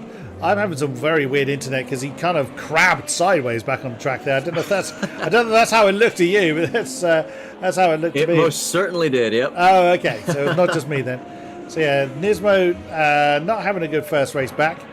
As that is Axis. He's going to get overtaken by Axis at this rate. Yeah, he's only a couple seconds behind. And if Nismo's hit the wall, then that Lamborghini is on course for scoring well. Trouble's been through the pits. Ooh, Trouble now coming in for fuel. Well, we're assuming that unless it's that's the drive-through. I think. Oh, no, I forgot. Drive-throughs are turned off. I don't think it's going to be that. Condor is in as well. So yeah, people just losing the Russian roulette with finally able to turn into an MSR stream. Hello, Speak. Good to see you. Oh no! Here. Well, that ended up being again. There is lag involved, so that may not have been actually as mental as we see it, because that looked like it was destined for absolute catastrophe. So there may well be a bit of either desync or lag going on. It felt like the Andrew overtake. It felt like the Andrew overtake, but without the overspeed. Yeah, maybe. And now the Maserati gets alongside. You kind of need the overspeed there, yeah. Oh, we've got a yellow a bit further up. Looking good. Cuckoo's in trouble again, unfortunately. You can see on the tower he's fallen down. Well defended there by Ricky. Yeah. There's a wheel missing. Yeah, Cuckoo's hit something. I think he's hit a wall because no one else seems to be stationary near him. Might not make it back to the pits. It almost certainly won't. I think the engine's going to blow on that thing. No, without a doubt. Very, very unfortunate. Yeah, he's now spinning his rear wheels. That is going to detonate well before he gets back. Bear in mind, he's half a lap away from the pits. He's never making it back. So, Cuckoo, you need to park that one, sir. I think they are trying, though. You can hear the revs are quite low, but with how sensitive AMS2 engines are, I do think the chance of reaching the pits is very, very, very low. Doing tyre warming is not going to help you. Your rear left is about to burn anyway, but yeah, that's dead. He's got no airflow going through the engine at this point. He's just making a smoke show at this point, so that's going to be another retirement from this race with only a couple of laps to go. That's why he wanted to get to the end. There's only a couple of laps left. Yep, there we go. He's parked it. So Cuckoo is now out from second in the championship. So again, you can understand Cuckoo's determination to try and score as many points as he possibly can. So we now ride on wall with Eddie, continuing to pressure Ricky for what is now 7th. By the way, a very anonymous drive so far from Fennec, but he's managed to put himself up into 5th place. So hats off to him. That's been a very, very, I'd say, well, it's been a somewhat chaotic race, and he's managed to weave his way through the chaos. So well done to him. Yeah, like I said, we haven't seen an awful lot of Fennec, but he has worked his way up into 5th. Yes, he was indeed missing a front right tyre there, Toyota. But he was determined to burn the rear left one out, as we see Eddie commit to the move. Here goes Eddie down the inside. Oh, Ricky's defending it, though. Just not brave enough. Fair play to Ricky, though. Not brave enough on the brakes. Well, I mean, fair play to Ricky, though. He stuck with it. He was confident enough to outbrake the Maserati coming up into turn 14 and keeps hold of 7th place. And that's Eddie 2D. It's going to take him 8. Is that going to be the wall? Oh, that was close. That's going to take him ages to recover from that. He's way off the road. That's 2 positions gone. JD and Warlock are through. And he needs to be getting the horses galloping. And that is Warlock having a look at JD inside line of turn 1. The JPS Maserati is up into 8th, but he's gone too deep. And JD cuts back underneath. All that work has now gone to the wayside as we now look at, that's Nismo. Now down into last, having lost a position to Exis, who's doing a bit of lawn mowing there. We just saw on the inside of turn 1. So that's for wooden spoon avoidance between Exis and Nismo. And we didn't see, in all that excitement, we didn't see your winner. Matt has taken the race win in the Lemon Aston Martin. Ultimate Kaiser is going to be coming home. So it's a 1-2 for the Lemon Astons. Powered by plants. Tremendous result. Yeah, absolutely. So Mammoth into 3rd. Take a bow, sir. Great effort in the Star Wars Aston Martin. Andrew, oh, what might have been, but at least he got it home. Now he can, but yeah, well, you can see. Yeah, look at that fuel level. Well, that's assuming that's right, but yeah, he was playing Russian roulette with the fuel tank. Still 4th is a very, very good result. Don't get me wrong. But was challenging for second at 1 point for Fennec. Great effort in the cream Dodge. She's going to come through the last few turns, and she's chased home by Gillish, who was down in 12th for a while, but with the misadventures of others, up into 6th place, comes home in the Martina Maserati. There's the Anime Astons coming home 7th and 8th, although JD's nose is heavily rearranged. Putting pressure on the second one. Why he made that mistake. Left to go. Yeah, but JD just parks it and ruins the momentum the Warlord had. No opportunity now to try and work his way past. So it's 7th and 8th. I think he just crossed the line there. Yes, he did. So it's Ricky 7th, JD 8th, Warlord 9th, and Eddie is going to claim 10th position. That's Nismo just coming over the line just ahead. Oh, what might have been for Xevious. He's going to be the last car coming over the line. Ooh, we've had some retirees before the ending screen, so take the final positions with a grain of salt. Keza, one of the drivers that's, I think, maybe has his game crash or something. So yes. You'll only see 16 people in the final result. I think that should be 18. Yes, well spotted. Well spotted there. Indeed. Did I miss much? Yes, Svi, you did. So yeah, we've actually got people. Yeah, we've had a couple of people actually leave too early, either through frustration or game crash, whatever it is. So the final result to us is going to appear incorrect. We will basically leave also, that. Look at the minimap. Yes, that's whoever was 16th, which I think was Nismo. No, we don't. Not sure who it is. He's having a great old party there. And Nismo is now flying off into the crowd, apparently. Oh, there we go. It's one of the GPS Maseratis. That's a very morbid. Right. So, so this is correct. So, it is Matt takes the win with the fastest lap. I'm guessing the only man in the 41s by some distance. Kaiser in 2nd, Mammoth 3rd, Andrew 4th, Fennec 5th, Gillish in 6th, Ricky 7th, Gnome 8th, Warlord 9th, and Eddie rounds out the top 10. Jedlin in 11th, Xevious 12th, Burn 13th, Trouble 14th, Condor 15th, Nismo 16th, Exus in 17th. Exus is deemed as a DNF, although he was fighting with Nismo for wooden spoon avoidance. We lost in the course of the race Cuckoo, Bulletsan, and Tom. Yeah, and for our race winner, I mean, it was like if I had to give him a driver rating for this race, I'd say he gets a big fat 99% for me. It's the only reason it wasn't 100% flawless drive is because there was that one brief moment where we spotted the gap between him and P2 go down from 7 to 4 seconds. But I mean, there was so much fighting going on even for second place that it really had no impact on the race whatsoever. So I think Matt's going to be very, very happy after tonight. Yeah, like you said, that really was the only mistake that we noticed there. Oh, we could. Well, the interviews are going to go. My games crashed right after the race ended. Nah, nice. Well, at the right time then. So this is going to go one of two ways. Either we're going to have no one come and talk to us because everybody is somewhat fed up, and or what have you, or we're going to have a lot of people with a lot to say. It is entirely up to the drivers. They don't have to come and tell. Oh, Matt has joined us in chat. Yeah, a well-deserved win there, good sir. Fastest lap by some margin. So brilliant stuff. Don't. I would not be surprised if that is in world record territory. Really, I wouldn't be surprised either. So that was. I mean, we've literally seen him break world records in sessions before, so someone has to double check that. I'm just gonna. I've got the championship details on stream, but I'm just gonna switch this back to my AMS window for a brief second. And what's quite amusing is where my pit marker is, and the camera's focused straight on it. It's in the trees. that's fabulous on the replay there. Thank you, game. That's always amusing when it does that.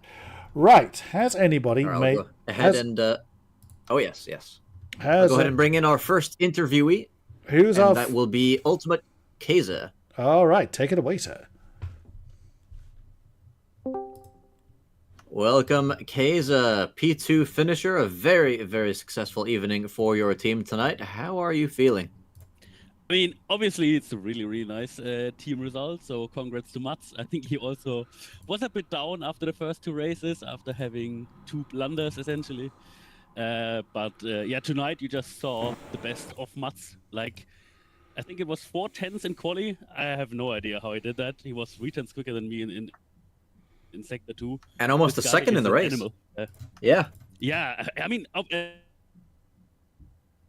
he's cutting out quite hard. About anymore. This guy in the race is insane, but not even in the quali. Yeah, but other than that, obviously, I think so far the league has been going decently for me, like P3, P2, P2. But then again, second is the first loser, so I would really like to win a race. And you had to fight for this one as well. I mean, Matt's had it somewhat easy out in front, made almost no mistakes, under zero pressure. You had a lot of fighting with Andrew tonight. Yeah, that was also really, really fun. To be honest, especially at the fight we had after the pit stop, where I was on cold tires, and as soon as I got in, I had my chance to get back at him. So yeah, that also props to Andrew. That was really, really nice. And we did catch his overtake on you. We did catch his overtake on you, Case, but we didn't see how you managed to almost immediately re-overtake him. Can you talk us through that? What a shame. Basically, I've just send it in turn 1, and that's it. And he just left the door open, or? Yeah, I mean, it was from quite far back, but then again, he had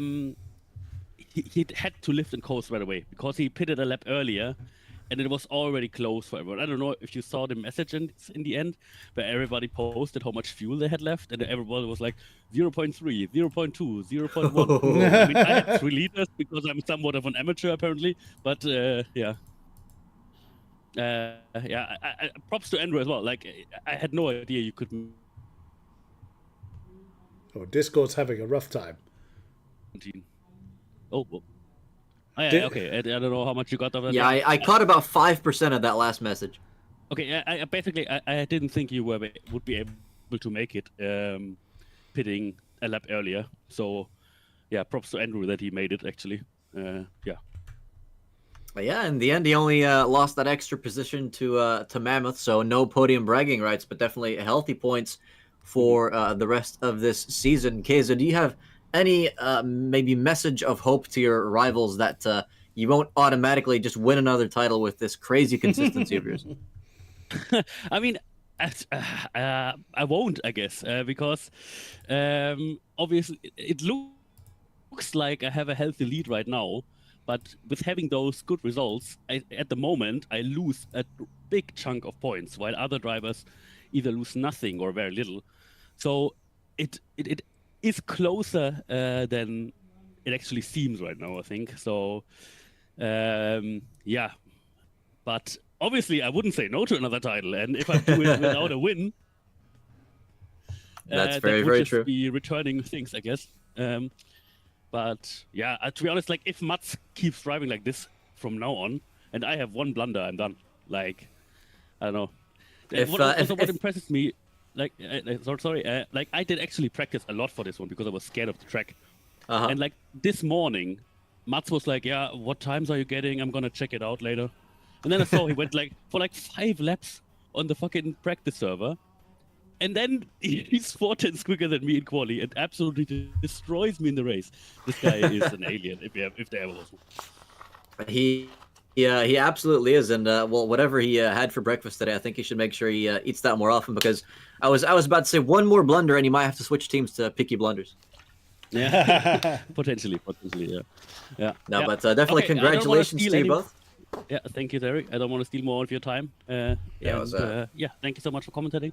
Really enjoying the streams, by the way, so far, Kodiak. I usually watch it like twice again after the race. So, yeah, really enjoyable. Once for each commentator. Exactly. That's, I have no idea how hard it is to mute each other. But I'm merely a machine in a cog in the machine. Thank you very much for coming on, Keza. Yes, indeed. So thank you very much, Aldrich. But your kind words are very much appreciated. I'm a part of the machine, nothing more than that. You're very welcome. All right, enjoy the rest of the evening, guys. See ya. Will do. Looking forward to your next result. Next in the interview room will be another star of this evening, Andrew himself. Hello, Mr. Discord streamer. That was quite the show you gave us tonight. Congrats on a healthy haul of points. Yeah, the first stint was really fun. Yeah, I mean, tell us how many times you considered overtaking Keza, but you didn't quite go for it. Not that many, really, because there's very limited overtaking opportunities here. There's a few times when I would try and like hold the inside. What corner would it be? Toward the going into like the hairpin, like 2/3 of the way through the lap. I was thinking about a move there, but every time I positioned my car for it, it'd cover me off. So he was driving well. Yeah, I think he most certainly was, because the distance that you were behind him, if he even made one tiny mistake, you would have overtaken him instantly, and that just did not happen. You only managed to get him after the pit stops, which was a magnificent overtake, by the way. We this is actually going to be good news for you. We caught that overtake, but we didn't catch the moment when Keza re-overtook you. Yeah, you had your moment of glory, Andrew, but we didn't see it undo itself. Yeah, I got him. It was a great move, and then I realised I have to do some ridiculous fuel saving to make the one-stop now. So it indeed did play a role in losing that position again. Meters. Oh yeah, I was just lifting for like 400 meters before T1. He just drove up the inside. I think he was ahead of me before he even got on the brake pedal. So yeah. So I mean, considering that it was so tight, are you gonna maybe consider slightly overfueling the car for the next race, or do you think this still paid off in a way? I mean, you brimmed the tank at the race start. You can't overfuel it. Wait, so when you did your pit stop, was there no fuel left in the tank to go for another lap? No, I didn't have enough to go around again. That's because I wasn't doing any fuel saving. Oh. I regret not fuel saving in the first stint. It cost me the lap, so I had to do insane fuel saving in the second. Yeah. Yeah, it's 100 Yeah, that's definitely put you in a tough position. 100 liters in. Yeah, 100 liters in at the pit stop. So, you did tell us about your testing plans before the race. Did you end up doing anything special with the tires, or did you just put on some mediums? No, it's just mediums. Both, all race. I mean, they were getting hot, but they're staying within the range, and you put hards on and you just lose like half a second a lap, so definitely not worth it. Yeah, it was. It was definitely quite the strong performance from you, Andrew. If you keep that up, and if you have some slightly more strategic fuel saving, I think we'll be seeing a healthy podium for you very, very soon. Do you have any comments to people who might say that you are abandoning your title of P8 Merchant by getting these strong finishes? I'd agree with them. I didn't say I won the title. Yeah, that is very, very fair. We'll see if next time you'll be able to move on to Podium Merchant. Have a good one, Andrew. Thank you. Yeah, see you later, mate. Cheers. All right, next up will be... let's see, who finished fairly high up? Well, we could bring... Well, I was considering bringing in the two teammates next, but considering that Cuckoo's streaming, I don't want to take away their audience entirely, so we'll go ahead and pull in Cuckoo next. Oh, hello. Welcome, Cuckoo. That was a very eventful race and an absolutely wreckfest-worthy, chaotic final stint. Yeah, it was good until it suddenly wasn't, really.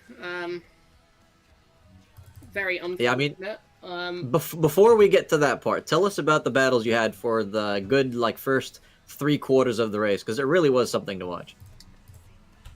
It was fine, but really annoying, because I knew I had the pace to go miles quicker than everyone I'd been fighting. Well, not miles quicker, but, you know, stay comfortably ahead of them, but just the fuel saving. Just the fuel saving. Awful. Okay. So is that how you... Yeah, I mean, that was interesting, because at some point, I believe it was Exevius that overtook you, and then Exevius got stuck behind your teammate. So were you letting Exevius through there just so you could start to focus on fuel saving a bit more, or? It wasn't intentional. I was already fuel saving by that point, and I just thought there's no point really fighting it too hard so early in the race when I can keep fuel saving behind him, so... Mm-hmm. Yeah, I mean, a double slipstream is definitely better than a singular one when it comes to that. We did see some people who were really forced into some even more ridiculous fuel saving, like Andrew, but still netted him a P4 finish. Now, tell us your perspective there. What happened at the end of that back straight? So heading down the straight, I'm right on the back of Ricky because I get a really good exit. I feel like Ricky moves slightly more than once to defend, which puts me out of shape. I hit the brakes at the same time as him and should still have been able to stop the car, but I don't feel like I was left enough room on the inside. I ended up on the grass trying to avoid crashing into the side of Ricky because he's coming over on me, and then no traction, and then just unfortunately Xevious in the wrong place at the wrong time and ends up being collected by it. Yeah, it was an absolute bowling pin moment there, and then... An apology to Xevious as well for my comments that I made in the race. It's because I was waiting afterwards, and he ended up tapping the back of me, and I was thinking, I've pulled off to the side, and I'm dead slow. How the hell have I been hit? Ooh. Why are you ramming me? Yeah. And I did get on the chat, and looking at the replay, I'm a complete tool, and he just understeered out of the corner, and ended up tapping the back of me, so... Yeah, stupid comment there. I've offered an apology for it, but yeah, really just unfortunate. Wrong place, wrong time, and yeah. Yeah, and then I think after that, a few laps later, there was another incident, right? I had a snap in turn 3 because of the damage I got from this incident, and that put me in the wall, which did more damage to the car. Tried to trundle it to the end because it was only like 4 laps left, and then the front right fell off. Wow, it just fell off like randomly on the track. Yep, just fell off. Oh, I couldn't. That's AMS2 right limp there. It back. Couldn't limp it back to the pits, so ended up. So there was no contact with one of the black Maseratis? Not that I'm aware of. Okay, so that might have been a separate incident. We just saw that happen like very, very close to where you were, so we thought something might have... we thought there might have been a coming together there, but I guess it was just you and good old Barry R. Well, I say good old, he stole your wheel, so not quite that good. But, entirely separate incidents, really, but... Yeah, I mean, that just goes to show how dangerous this track is. It's you don't even have to be involved with someone else to all spin off in the same area, so... this track definitely takes names, and... we did hear your revs were quite low when you kept trundling around with 3 wheels. Did you have any sort of hope that you could have made it back to the pits? There was hope initially, which is why I kept pushing it, and then I couldn't go anywhere. So, and then the temperature had creeped up past 130 on the engine, and I was like, well, it's just gonna blow up anyway. So instead of sit near the apex of a corner, I was like, okay, we're retiring, I guess. Yeah, someone needs to make a list of all the tracks where you actually could recover the car with 3 wheels if it's like maybe a steep downhill section to the finish line or something. But yeah, very unfortunate race for you there, Cooker. But once again, the pace was there for a podium fight. So does that make you feel slightly better about your chances next week? It was a pleasant surprise heading into this. Obviously, the whole fuel saving thing screwed that up royally. I do like Spa though, so fingers crossed. But yeah, the pace seems to be good, but it's just the fuel saving is just killing me. All right, well, I definitely hope that there won't be too much saving in Spa aside from maybe some cool drifts. But yeah, wishing you the best of luck for that one, and thanks for coming on, Cuckoo. Yeah, thank you. Have a good one. Next up on the interview list, because I think I want to do 2 more. I'm going to drag in Nismo from the other chat when we're done with this one, because he was in here originally as well. But we're going to pull in the Anime Aston team. Welcome to the both of you. It's certainly not been a boring evening for you guys, has it? Hello. Yes. Hello. What a crazy race.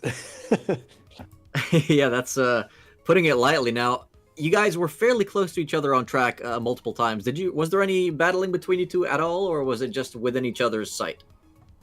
No, I know Ricky is faster, so I let him always replace in front of me. Better if we fighting each other. Yeah, and you ended up finishing only 3 seconds apart, which, I mean, of course, with the pace difference, it means that a lot happened. Ricky, from your perspective, tell us what your race was like. Yeah, the qualifying, I was sure I can get a half second faster, and so I was not happy with my position. But anyways, start of the race was good. I can't get one position, and then the fights go further and further, and I don't know which lap this was. The John Player Maserati pushed me a little bit in the corner 1, so I spinned a little bit out and get back on the track at position 11 or something like that. Oh yeah, I remember seeing that one. You had to wait a very long time to rejoin the track there. Yeah, and that was the point. The business is getting real. Yeah, my strategy, I had both 2 strategies, and decided me for the first one to don't switch the tires in the pit lane. So I drove my old tires, and this was a good decision, I think. I don't know, was on position 12 or 13 to get in the pit lane, and came out on 7th space.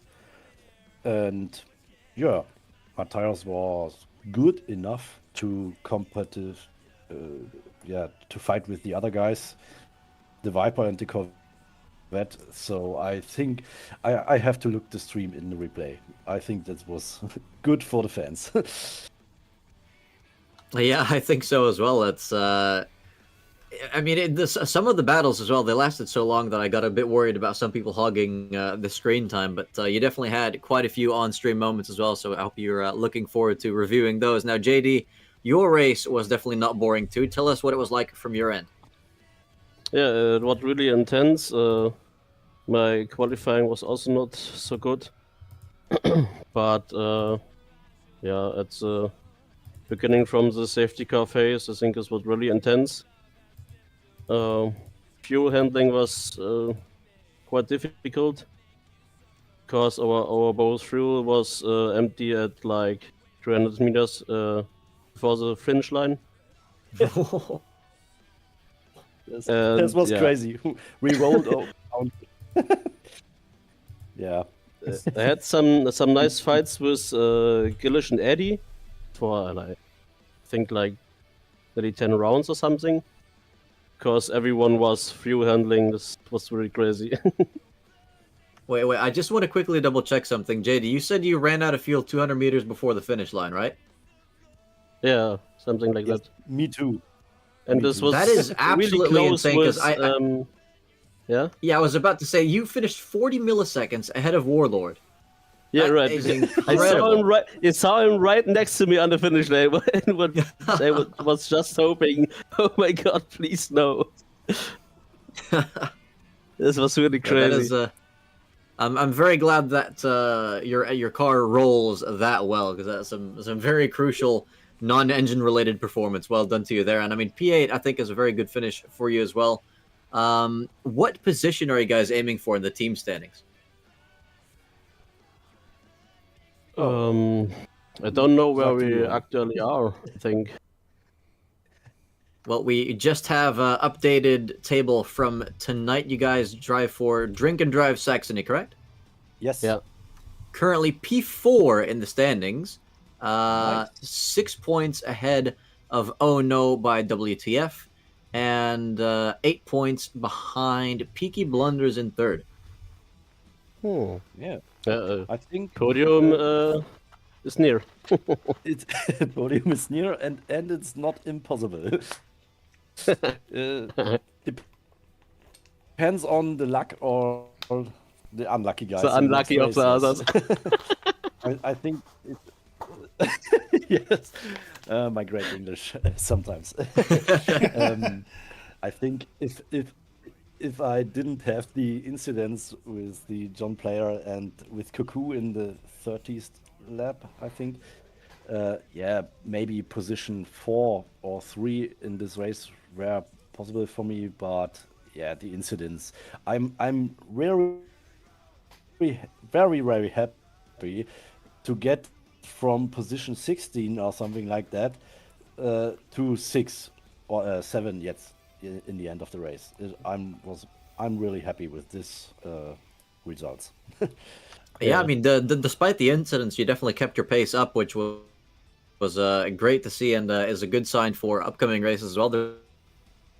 There could be plenty more races where incidents might hamper your progress, but you definitely went to show that you definitely should not give up when that does happen to you. Claude Back got a lot of good points and ended up P4 in the constructors well so far, which I must say there Yeah. could well be stewards meetings after this race. Do you think you're going to be raising any tickets? We don't. I think. I think I want to make one ticket about the John Player Maserati. Not hard, but a little reminder ticket, something like that. Yeah, and Cuckoo in the 30th lap is a big situation. We have to look about it, and I don't even know at this moment who has the mistakes done.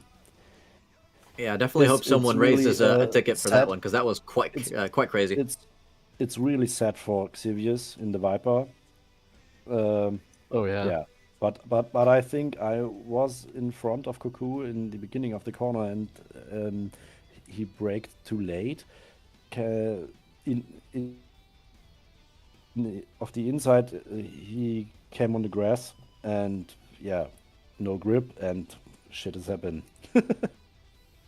Yeah, it really was a harsh incident for Xavius on for really good points. Ended up finishing P12 behind Jedlin, who ironically has Yeah. 12 in his username. But yeah, no, that's definitely something the stewards should look at. I think normally a ticket would be raised automatically, but since there was no possibility of a safety car that late in the race, we'll have to have someone manually report that one. But yeah, thank you very much, guys, for your input. I hope to see you guys consolidate that P4, maybe even reach for P3 in the standings. It's going to be a great achievement for you guys, and I think you'll absolutely have deserved it. And I will say I've heard Thank you. worse. Thank I've you. heard worse English from English people, so your English is fine. Don't worry about it. Thank you. We'll build on those roads. Yeah, thank you guys for this great work here. Yeah, it's Pleasure. only possible because you guys out there on track make it so fun. So keep up the good work, and we'll talk about it. Yes, see you guys. All right. Have a good one. night. Thank you. And now, the interview that all 7 of you have been really waiting for. Commentator on commentator on commentator. It is the one and only GT Nismo. Welcome, Nismo. How are you feeling on your grand return after a quarter of a dozen years waiting for this? Well, I've definitely made an input. Because, well, I don't think the allegations are going to be going away anytime soon. Well, of course, I do like safety cars, so I thought to myself, why not call... No, I'm kidding. I didn't obviously do it on purpose, but I was very much the cause of tonight's safety car, unfortunately. Which was a lot bigger than what I thought from looking inside the car. I think I wiped out 4 people by accident. So very, very much, unfortunately, went bowling tonight. Yeah, I'm actually quite curious what the penalty for that's going to be, because your nearest rival, Exus, who you had some nice side-by-side action with for the wooden spoon, he had a DNF by the end of the race, so a time penalty won't do anything to you. I mean, it might be points penalties. I mean, I'm not getting any points this race, so we could see me potentially go into the minuses. One can only pray for me now, because it was obviously lap 1, so it's going to be treated a bit more harshly as well. And to be honest, it's all on me. I genuinely just wasn't expecting everyone to brake so early, and then I saw the brake lights and instantly panicked, and then locked up, tried to not lock up, and just went straight through the final S section, which was not the most ideal. Then it played the Wii Sports strike sound, and it was all complete. Yeah, it was definitely a one way to return with a bang, I guess you could say. But Nismo, you had a nice battle with Exus for the wooden spoon. Talk us through it, please. Yeah, it was an absolutely great battle. Had to pit for fuel later in the race because I thought I could make it after I pitted, but the fuel just kept on dropping, so I ended up pitting. I think lap 31, put in a bit too much fuel. But yeah, me and Exus had some great side-by-side moments. He definitely had the pace over me. As much as I was trying to pressure him, because he eventually, of course, got the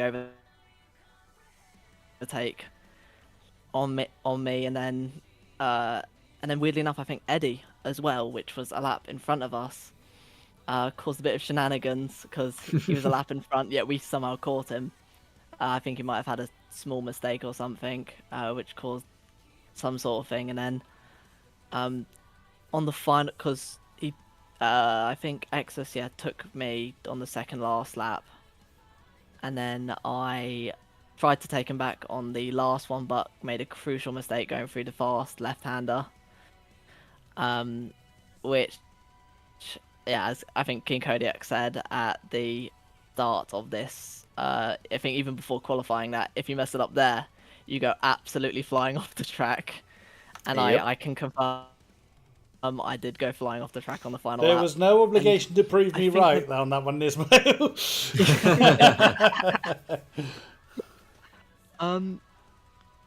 Now, Nismo, I do have some more questions for you. I've been singing your praises tonight about our Tuesday 1-2s as a commentary duo. What do you say to the people who allege that you're simply trying to hide your pace tonight and then unexpectedly win the last race of the season? I mean, I definitely think I've got some pace under me. I think today was very much me getting back into the rhythm because I have not done a league race in about at least an hour-long league race. Yeah, in 3 years actually. Yeah, a quarter of a decade. I only do these short events, so I think this is definitely a fluke. If I can train and do better, I think it's the first time I've drove the Maserati. I'm normally either I can drive the Dodge, and the is it a Murcielago? Yeah, the Lamborghini. Yeah, know I was can about to drive ask, those like, is two there a things. reason you didn't choose the allegedly best car in this series? Well, I was just like handed it by Ultimate Kaiser. He just said, "Oh, you're Ooh. going in this one, so Interesting. I'll take what I can get." It was a Fair enough, handicap. fair But- enough. He handicapped you. That's what it was. He's scared of you winning that last race. And yeah, so I've got about 10 minutes, pretty much almost got into the 41s on a time trial, and was like, "Oh, Ooh. brilliant! Oh, Yeah. is it absolutely amazing for getting that." It's ain't- not a one lap. Yeah, I was going to say, thing, you ain't it's doing very one lap much on a 5% fuel in 35 these lap cars. race. So Yeah, you ain't doing one lap of... Yeah, not even close will you And- do a lap with 5% fuel. of course, with the